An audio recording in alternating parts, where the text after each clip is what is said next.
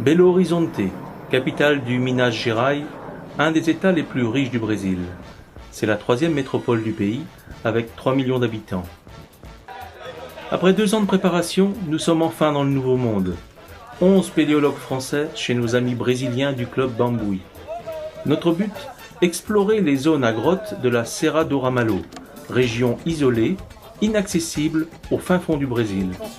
Les préparatifs vont bon train, car là où nous allons, il n'y a rien.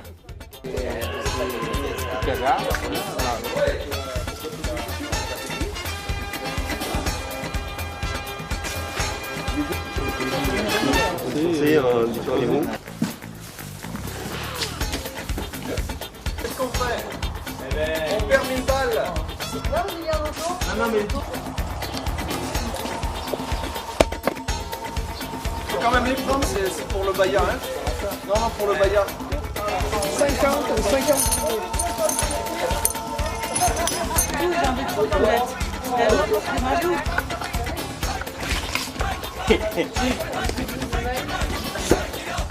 C'est beau.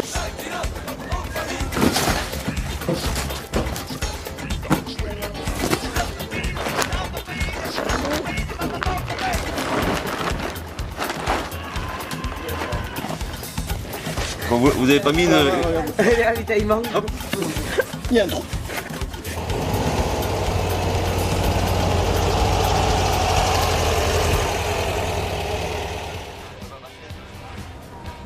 Une fois les dernières favelas passées, nous voilà partis avec les 2 combis Volkswagen et un pick-up pour 900 km de voyage vers le nord. Direction le Bahia, là où la végétation est pauvre et la chaleur étouffante. Nous avons 15 jours pour prospecter la région et découvrir les grottes qui s'y cachent. Le Brésil, c'est 300 spéléologues pour une surface à peine plus faible que les États-Unis. Il est impératif de s'associer avec un club brésilien pour faire de l'exploration souterraine. C'est de toute manière le meilleur moyen pour vivre pleinement une aventure autant humaine que sportive.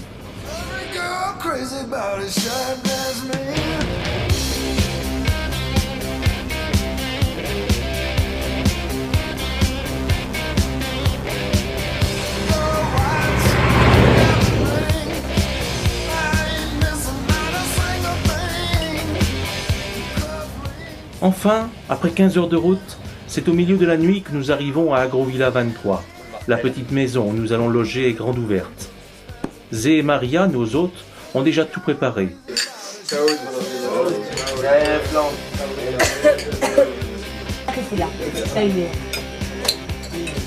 À l'heure, à 4 heures?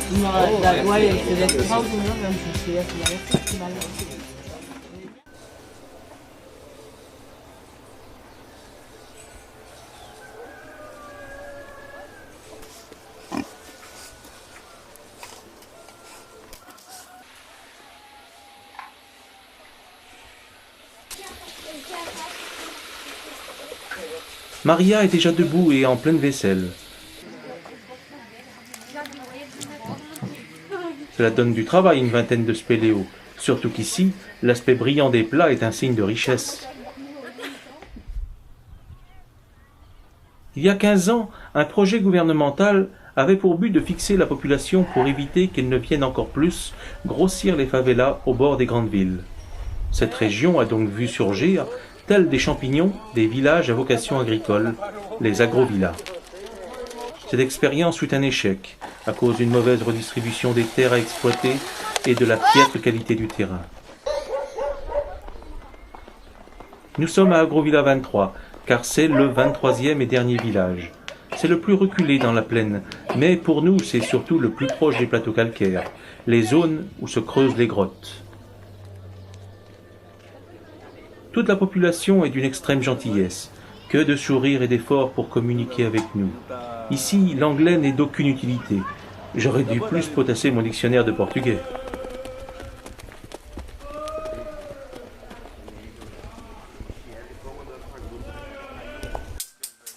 Mais nous sommes là pour faire de la spéléo.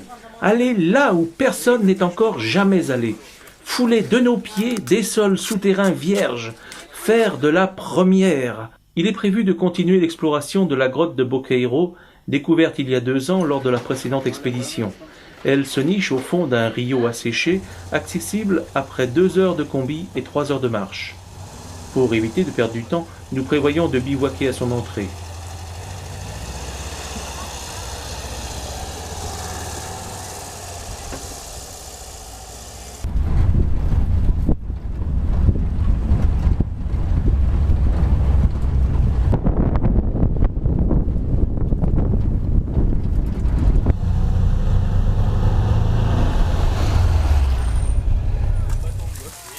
L'expédition, il y a 2 ans, avait réussi à emmener les véhicules plus loin, mais la nature a repris ses droits. Malgré nos efforts, il nous faut rapidement laisser les combis.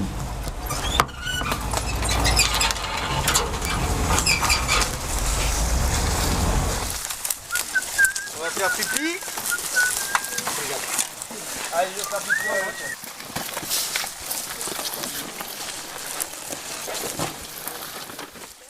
Les lits de rivières asséchées représentent les seuls chemins d'accès au plateau calcaire. La saison des pluies dans cette région est très courte, mais violente. Tout déborde et la région est totalement inondée. La puissance des flots est à l'image de ces embâcles.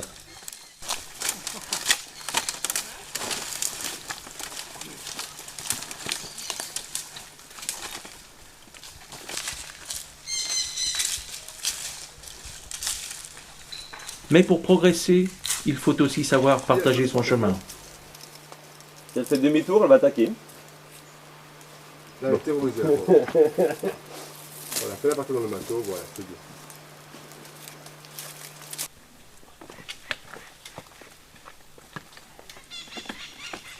Nous voici enfin arrivés après 3 heures de marche. L'entrée de Bocairo est au pied de la falaise. Il est nécessaire de préparer le campement rapidement, car la nuit tombe très vite sous ces latitudes. Jacques, l'habitué, préfère le hamac, tandis que Benoît installe une tente classique. Marc, quant à lui, nous impressionne avec sa si fine protection anti-moustique. Il s'installe à l'endroit même où nous avons fait fuir 2 serpents à notre arrivée. C'est dans ces moments privilégiés que nous apprenons à nous connaître. Tout le groupe est uni dans le seul but, explorer et découvrir des cavernes inconnues. La soirée se termine autour d'un feu de camp pour écouter les histoires des explorations d'il y a 2 ans.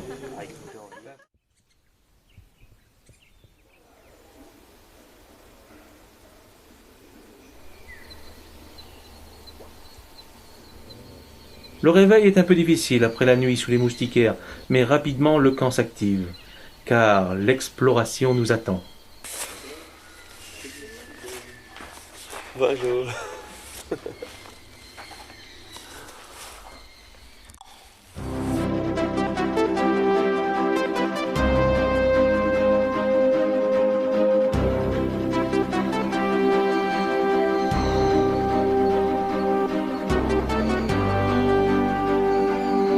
Bocairo, la grande bouche, la grotte mythique, la 6e plus grande cavité du Brésil, des galeries énormes, tant de passages encore inconnus. Nous avons 2 jours pour finir d'explorer cette caverne.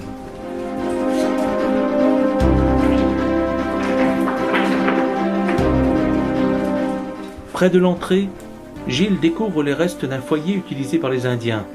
La région du sud-ouest du Bahia a été peuplée par d'innombrables groupes humains à partir de l'âge de pierre. S'aventurait-il plus loin sous terre ?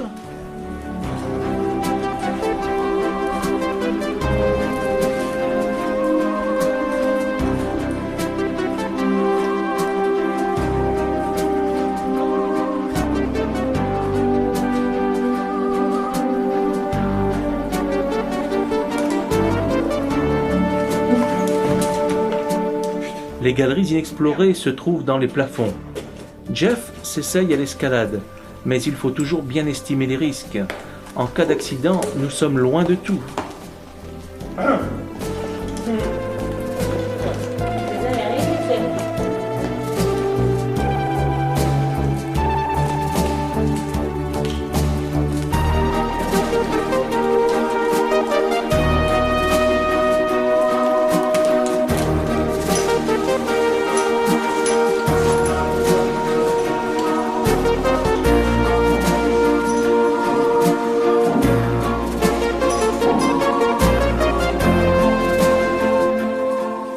Cette échelle nous attend là depuis 2 ans.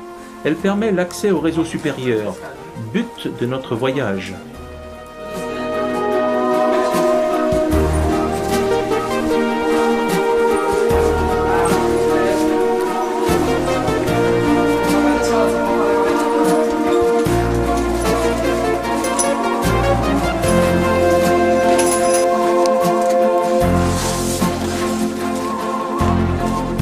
Nous arrivons enfin à l'extrémité du réseau connu. La suite se trouve de l'autre côté d'un puits de 30 mètres qu'il va falloir franchir. Ouais. Et il y a un autre puits et après, c'est de l'autre côté de la principale. Je profite de la pause repas pour fixer les amarrages de la corde. Marc pense qu'il peut passer en pendulant au-dessus du vide.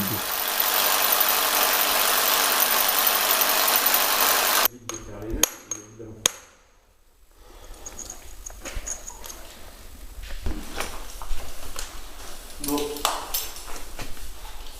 Marc avait peut-être raison.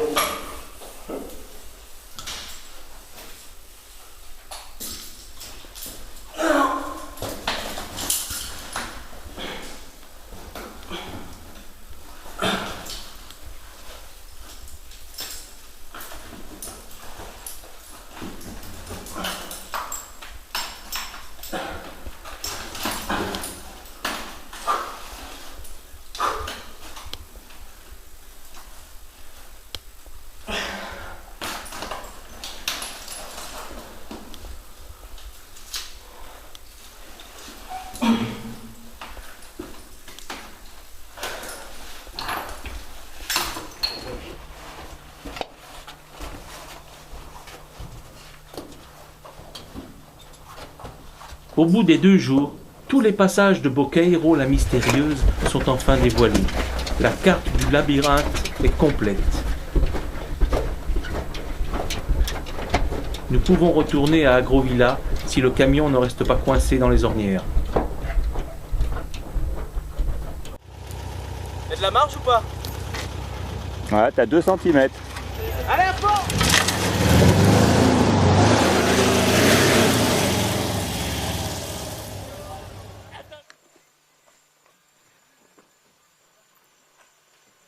Conséquence de l'utilisation des pistes brésiliennes. Les pneus tubeless n'en peuvent plus. Il faut trouver des chambres à air. Le garagiste le plus proche se trouve de l'autre côté du plateau, dans un autre village, à Descoberto.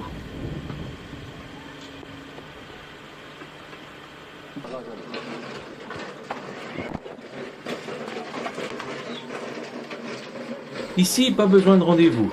Le service est rapide et la débrouillardise de rigueur.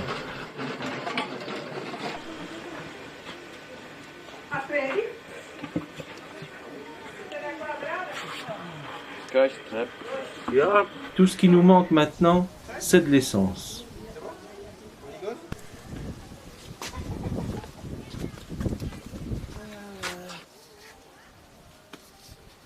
Ah, on fait ce qu'il fallait pas faire.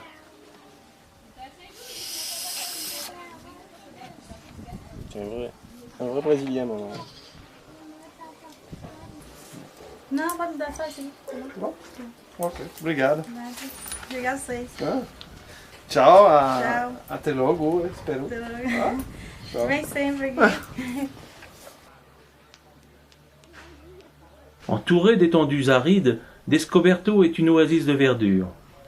Il y a bien longtemps que nous n'avions pas vu une pelouse, et en plus, ils peuvent se permettre de l'arroser. C'est une ville moderne qui ne date que de 1932. Cette année-là, une grande sécheresse a décidé une poignée d'habitants de la ville de Paratinga à chercher un nouveau lieu d'habitation. Ils ont trouvé cet endroit idyllique et l'ont appelé Descoberto, la grande découverte. Il tire sa richesse de son emplacement exceptionnel, le long d'un ruisseau qui ne tarit jamais. Cela a permis de développer la culture du fajo, cet haricot rouge que l'on retrouve à tous les repas. Les habitants nous parlent d'un éleveur qui puise son eau dans une grotte. Et plus loin, il paraît que le ruisseau disparaît sous terre, dans une faille où l'on n'a pas pied. Nous décidons d'aller voir cet éleveur pendant qu'Ezio retourne chez le garagiste gonfler des chambres à air.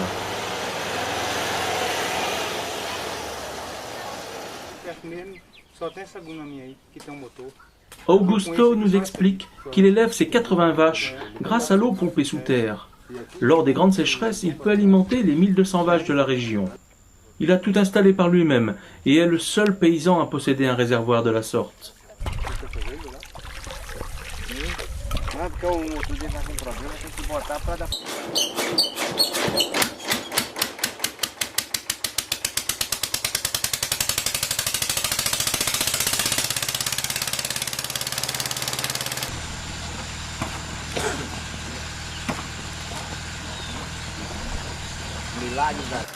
En période de crue, les 3/4 de la doline sont sous l'eau. Il doit alors démonter la pompe et la remonter à dos d'homme pour la mettre en lieu sûr.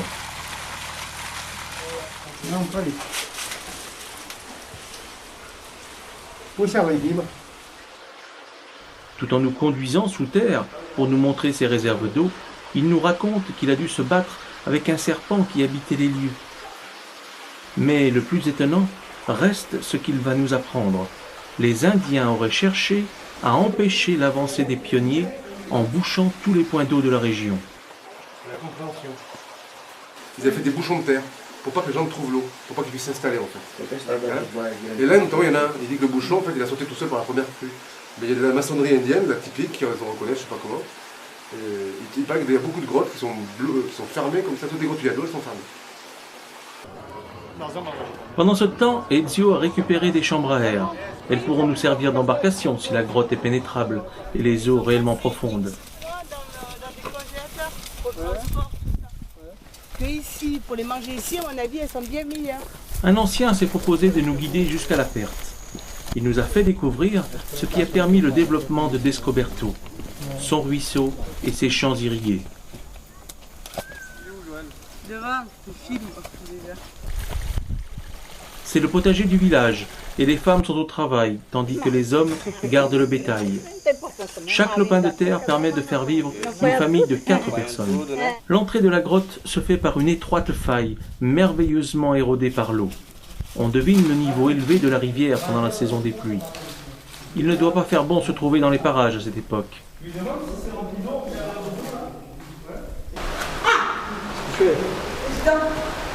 Là? Oui. 23, 20. 23, 20. 1m80. Moins 1. La spéléo d'exploration est autant un sport qu'une science. Il est hors de question d'explorer de nouvelles galeries sans les topographier. Les mesures de largeur, longueur, dénivelé et direction associées à un dessin de la galerie pourront, une fois entrés dans l'ordinateur, tracer le plan de la grotte. Ces précieuses informations permettront de comprendre le cheminement de l'eau dans sa partie souterraine et d'estimer le volume stocké.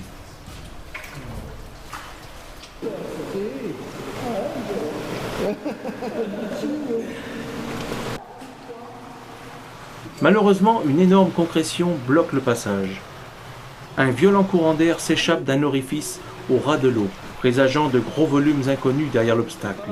Malgré ses bottes et tout son équipement, Olivier n'hésite pas à nager pour tenter de passer. T'as pied dessous?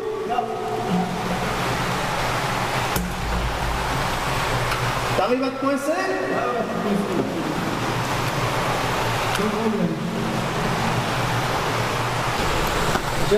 Il faut que je puisse. Non, bah reste là, c'est bon. Oui. Manque de chance, le passage est vraiment trop étroit. Nous ne pouvons pas continuer plus en avant.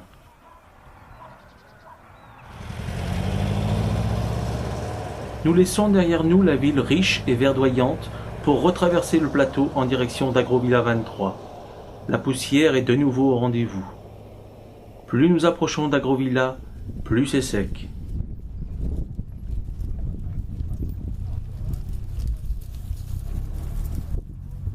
Quelle tristesse de voir ces mares asséchées, attendant une improbable pluie qui ne viendra pas avant longtemps. Nous étions, il y a quelques heures, en train de nager dans l'eau qui circule sous terre, et ici les bêtes sont assoiffées.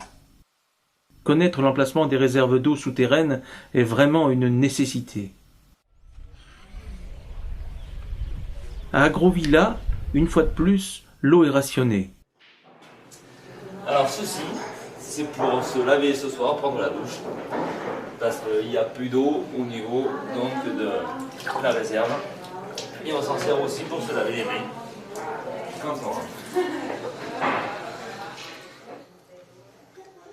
Après une douche homéopathique, toutes les équipes se retrouvent pour faire le bilan de la journée d'exploration et prévoir les objectifs du lendemain. Bon, vous, c'est ce petit canyon que vous avez remonté là, et super étroit. Ouais. Et vous l'avez sorti celui-là. On l'a sorti.